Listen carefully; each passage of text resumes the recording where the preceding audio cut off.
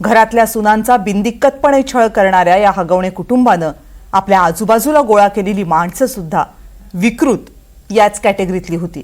किंबहुना घरातल्या सुनेला छळणार नसाल तर तुम्ही आमचे मित्र होऊच शकत नाही असाच जणू हगवणे कुटुंबाचा नियम असावा। हगवणेंचे कौटुंबिक मित्र निलेश चव्हाणचे कारनामे आपण बघितलेलेच आहेत। आता हगवणेंच्या आणखी एका मित्राचे प्रताप समोर आलेत। नाव आहे सुयश चौंधे। 7 वर्ष त्यांना आपल्या बायकोचा तसाच छळ केला जसा वैष्णवीचा होत होता आणि आता बायकोनं पोलिसांवर आरोप केल्यावर काही तासांमध्ये म्हणे सेटलमेंट घडली आहे।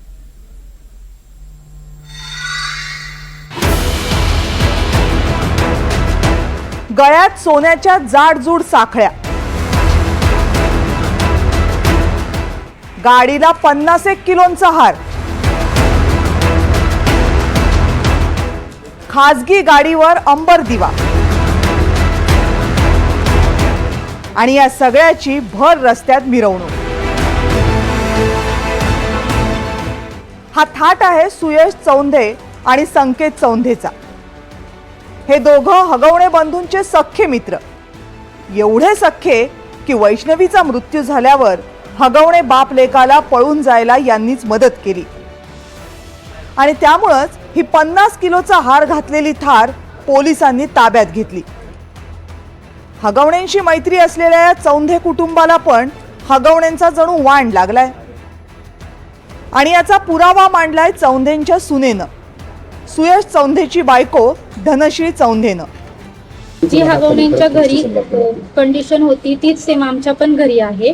दोन्ही सुनांची त्यांची संकेत चौंधेची पण 2 लग्न झाली आणि माझ्या बाबतीत पण मला हुंड्याच्या प्रकरणी वारंवार पैसे मागायचे, माझ्याकडनं माझे सगळे दागिने काढून घेतले त्यांनी, मला अक्षरशः हकलवून दिले घरातून। 2017ला धनश्रीचं सुयश चौंधेशी लग्न झालं। लग्नानंतर काहीच दिवसात धनश्रीला मारहाण सुरू झाली। गेली 8 वर्ष धनश्री तोच छळ सोसतेय जो वैष्णवी सोसत होती।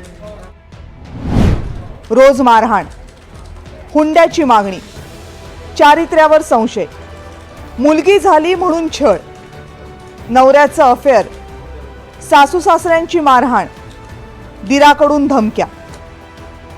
धनश्रीच्या या छळामध्ये तिच्या सासूचाही मोठा वाटा होता। आपल्या सासूचे काळ्या जादूचे प्रतापही धनश्रीनं सगळ्यांसमोर आणले।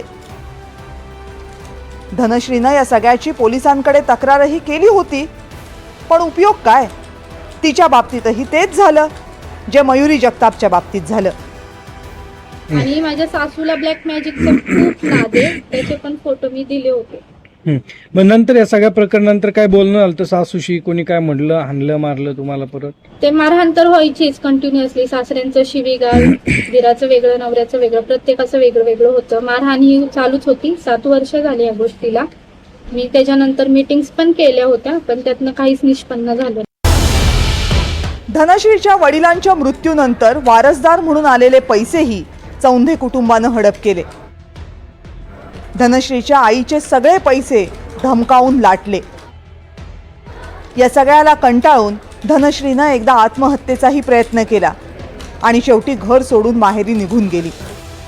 प्रकरणी वारंवार पैसे मागायचे, माझ्याकडनं माझे सगळे दागिने काढून घेतले त्यांनी, मला अक्षरशः हकलवून दिले घरातून, काही न देता। मुलगाच पाहिजे, मुलगी झालीये, त्याच्याबद्दल पण त्यांनी माझ्यावर आरोप केले।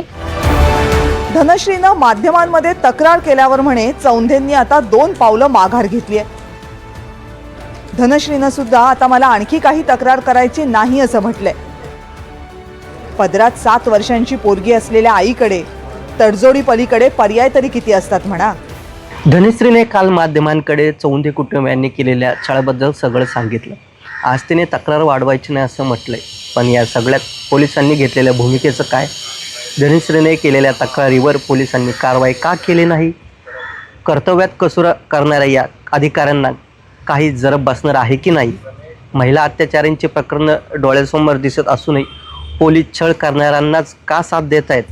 पोलिसांची ही अकार्यक्षमता या मुलींच्या छळासाठी सगळ्यात जास्त पोषक ठरते, पण याबाबत पोलीस खातं आणि गृह खातं चकार शब्द काढायलाही तयार नाही. कुणाकडे तुम्ही तक्रार केली? पोलीस स्टेशनला आणि आणखी कुठे काय? पोलीस स्टेशनला केली, महिला आयोगकडे केली, सगळीकडे मी ऑनलाईन मेल पण पाठवले होते, पण मला तिथून काहीच रिप्लाय आला नाही. काहीच नाही. भटकर सरांनी काहीच केलेलं नाहीये, कुठलीच हेल्प केलेली नाहीये, त्यांना थोडी सुद्धा झळ सोसून दिलेली नाहीये. हगवणे काय आणि चौंधे काय, छान चौकी आणि बडेजाव करण्यात ते पटाईत आहेत, पण त्यासाठी मेहनत करायची नाही. बायकोच्या माहेरच्या मंडळींनी यांना पोसावं, यांची सगळी हौस पुरवावी आणि यासाठी ते बायकांचा छळ करणार. त्यांची खानदानी म्हणवली जाणारी कुटुंब त्यांना साथ देणार आणि मग मुलीचा संसार मोडायला नको, समाजात आपली इब्रत जायला नको म्हणून मुलीच्या माहेरचे हे सगळं मुकाट सहन करत राहणार. आणि समजा केलीच तक्रार तर पोलिसांपासून ते महिला आयोगापर्यंत सगळेच गप्प बसणार. हे सगळं असंच राहणार असेल तर वैष्णवी काय, मयुरी काय आणि धनश्री काय, फक्त नावं बदलतील, छळ मात्र कायम सुरूच राहील. सूरज कसबे, NDTV मराठी, पिंपरी चिंचवड.